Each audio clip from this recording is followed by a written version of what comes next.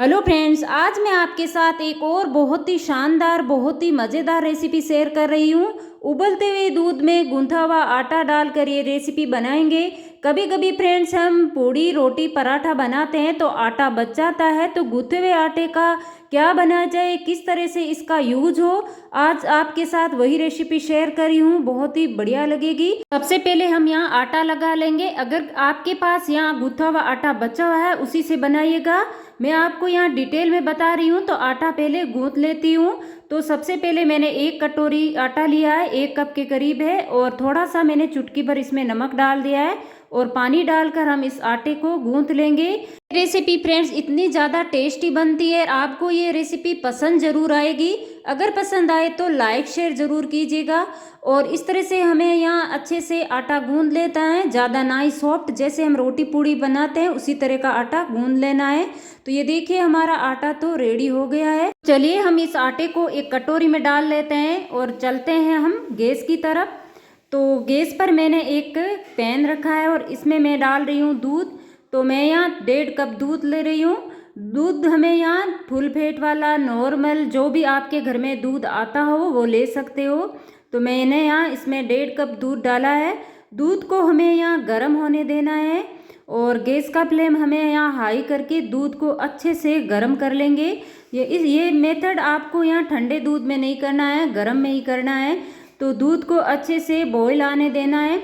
जब दूध में बॉईल आ जाए तब ये हमारा गूंथा हुआ आटा है वो इसमें डाल देंगे। ये देखिए दूध में बढ़िया सा बॉईल आ गया है। अब हम ये आटा इसमें डाल देंगे और आटे को हमें ऐसे चलाते हुए स्पैचुला या चम्मच से इस तरह से चलाते हुए आटे को तोड़ लेना है ऐसे। और धीरे धीरे हम यहाँ लो फ्लेम पर इस तरह से आटे को तोड़ते हुए दूध को पकाएंगे। तो इस तरह से ये सारा आटा थोड़ी देर में जैसे जैसे गर्म होगा इस तरह से टूटता जाएगा। तो इस तरीके से हमें यहाँ स्पैचुला से दबाते हुए आटे को ऐसे छोटे छोटे पीसेस में कट कर लेना है ऐसे। आप चाहे तो गैस बंद करके भी इसको धीरे धीरे कर सकते हो। मैंने यहाँ गैस ऑन पे किया है। बहुत आसानी से ये छोटे छोटे पीसीज में कट हो गया। ये देखिए आटे के बहुत ढेर सारे टुकड़े हो गए हैं। और अब हमें यहाँ दूध को हाई फ्लेम पर भी पका लीजिए या लो टू मीडियम फ्लेम पर भी पका लीजिए। दूध को बढ़िया से पकाना है। जैसे जैसे दूध बढ़िया से पकेगा इसके अंदर जो आटा है वो भी बहुत बढ़िया से पक जाएगा। ये छोटे छोटे पीसेज है, बिल्कुल भी कच्चे नहीं रहेंगे, बहुत बढ़िया से पक जाएंगे, इसलिए हमने इसको छोटा छोटा कर लिया है। और ऐसे हम इस तरह से आटे को पका लेंगे। तो हमें यहाँ कंटिन्यू चलाते हुए आटे को भी पकाना है और दूध को भी सूखा लेना है। दूध एकदम इसका गाढ़ा कर लेना है। जब एकदम गाढ़े टेक्सचर में आ जाए तब तक हम इस तरह से आटे को पकाएंगे। तो ये देखिए दूध काफ़ी कम होने लगा है, काफ़ी थिक सा हो गया है। थोड़ी देर हम इसको और पकाएंगे। तो दूध को हमें यहाँ एकदम ज़्यादा नहीं सुखाना है, बस थोड़ा सा दूध रह जाए तब तक हम इसको इस तरह से पका लेंगे। तो ये देखिए काफ़ी दूध की क्वांटिटी यहाँ कम हो गया है और हमने यहाँ थोड़ी देर और पकाया है तो ये दूध काफ़ी गाढ़ा हो गया है। देखिए थोड़ा सा दूध बच गया है। अब हम इसको इतना ही पकाएंगे। इस समय हमें गैस का फ्लेम ऑफ कर देना है और इस पर हम कवर लगा के 2 से 3 मिनट तक इस तरह से छोड़ देंगे।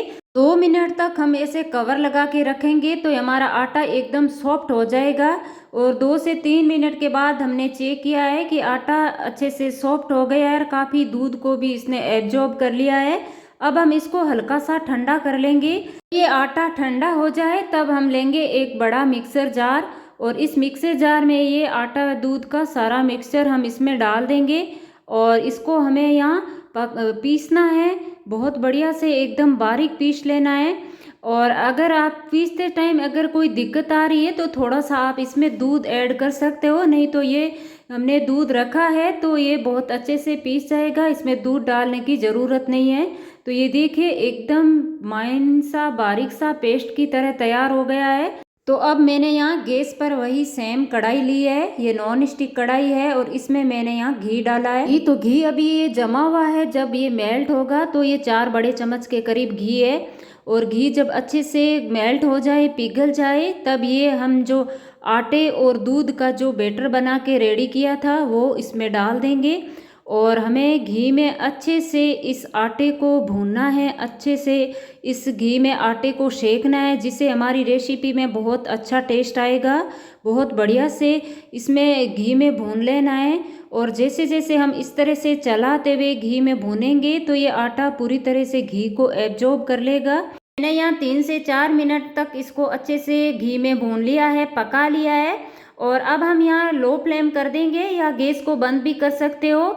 और इस समय हमें अगर लो फ्लेम कर रहे हो तो बीच बीच में चला लीजिए, और नहीं तो गैस बंद करके हम दूसरा पैन लेंगे दूसरी साइड और इसमें डालेंगे 1 बड़ा चम्मच घी। घी को हमें यहाँ पिघला लेना है। जब घी अच्छे से पिघल जाए तब हम इसमें चीनी ऐड करेंगे। मैंने यहाँ आधा कप चीनी ली है। चीनी को थोड़ा ऐसे फैला लेना है और गैस का फ्लेम हमें इस समय हाई कर देना है। हाई फ्लेम में हम थोड़ी देर चीनी को ऐसे गर्म करेंगे तो थोड़ी देर में देखना कि चीनी मेल्ट होना शुरू हो जाएगी। और ऐसे चलाते हुए चीनी को हमें यहाँ कैरेमलाइज करना है। तो आप चीनी पहले भी डाल सकते हो, पर मैं इसमें कैरेमलाइज करके डाल रही हूँ, जिससे टेस्ट में भी अच्छा आएगा और कलर भी अच्छा है। आपको यहाँ कलर डालने की ज़रूरत नहीं है, आप चाहे तो इसमें फूड कलर ऐड कर सकते हो, पर मैंने चीनी को कैरेमलाइज करके डाला है तो इससे बहुत बढ़िया टेस्ट आएगा और कलर भी बहुत प्यारा आएगा। तो ये देखिए अच्छे से हमने चीनी को कैरेमलाइज कर लिया है, इसमें डाल दिया है और बढ़िया से हम इसको मिक्स करेंगे। जैसे जैसे ये बढ़िया से पकते हुए मिक्स होगा इसका कलर बहुत बढ़िया आएगा, तो हमें इसको मिक्स कर लेना है बढ़िया से। तो ये देखिए हमें यहाँ कलर बिल्कुल डालने की ज़रूरत नहीं है, आप चाहे तो इसमें फूड कलर ऐड कर सकते हो। मैं इसमें 1 बड़ा चम्मच घी और डाल रही हूँ, जिससे ये 2 से 3 चम्मच हो जाते हैं मेल्ट होने के बाद। इससे बहुत अच्छा टेस्ट भी आएगा, शाइनिंग भी आएगी बहुत बढ़िया सी, और इसलिए हमने यहाँ घी को डाला है और पैन को भी बहुत बढ़िया से ये छोड़ देगा। मैं इसमें फ्लेवर बढ़ाने के लिए थोड़ा सी इलायची के दाने डाल रही हूँ। 2 बड़े चम्मच मैं इसमें डेसिकेटेड कोकोनट ले रही हूँ।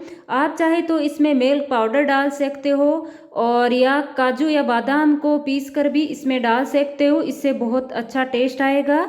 हमें यहाँ बढ़िया से कोकोनट पाउडर को मिक्स कर लेना है और अब हमें यहाँ थोड़ी देर और पकाना है, क्योंकि काफ़ी ये लिक्विड दिख रहा है हमारा मिक्सचर।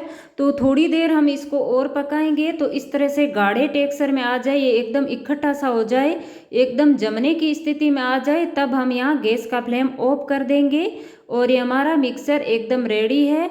और मैंने यहाँ एक ट्रे लिया है और इसको ग्रीस करने की ज़रूरत नहीं है, क्योंकि हमने इसमें काफ़ी ज़्यादा घी डाला है, काफ़ी ये शाइनिंग और चिकना है, तो इसमें घी डालने की ग्रीस करने की ज़रूरत नहीं है ट्रे को। और ये सारा मिक्सचर डालकर हम इस तरह से एकदम अच्छे से फैलाकर सेट कर लेंगे, बर्फ़ी जैसे होती है उसी तरह से। और थोड़े से मैंने इस पर बादाम की कतरन से इस तरह से गार्निश कर दिया है। आप चाहे तो पिस्ता या काजू या चांदी का वर्क भी इस पर लगा सकते हो। तो बादाम से गार्निश करके थोड़ा सा इस तरह से प्रेस कर दीजिए स्पैचुला से, ताकि अच्छे से सेट हो जाए। और आप इसको किचन प्लेटफार्म पर भी रखिए, आपको यहाँ फ्रिज में रखने की ज़रूरत नहीं, बहुत अच्छी से ये बाहर भी सेट हो जाएगा।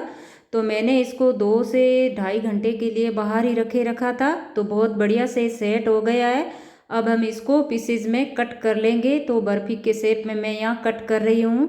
तो फ्रेंड्स ये आपको रेसिपी कैसी लगी? अगर अच्छी लगी है तो लाइक करना, शेयर करना, मेरे चैनल पर नए आए हो तो सब्सक्राइब ज़रूर करना। तो फ्रेंड्स कभी कभी आटा बच जाता है तो आप ये बहुत ही टेस्टी, बहुत ही बढ़िया रेसिपी घर पर ट्राई कर सकते हो। मिनटों में बन के तैयार हो जाती है और बहुत बढ़िया बनती है, सभी को बहुत ज़्यादा पसंद आती है। अक्सर होता है कि घरों में आटा बच जाता है और कुछ मीठा खाने का मन कर रहा हो, तो आप ये मिठाई ज़रूर बनाइएगा, इतनी ज़्यादा टेस्टी बनती है। और ये देखो कितना बढ़िया से अलग से पीस निकल के आया, बिल्कुल भी हलवे जैसी नहीं बनी है और बहुत ही बढ़िया इसका टेक्सचर आया है। तो मैं आपको ये तोड़ के भी बता रही हूँ कितनी बढ़िया से ये मिठाई रेडी हुई है, ये देखिए।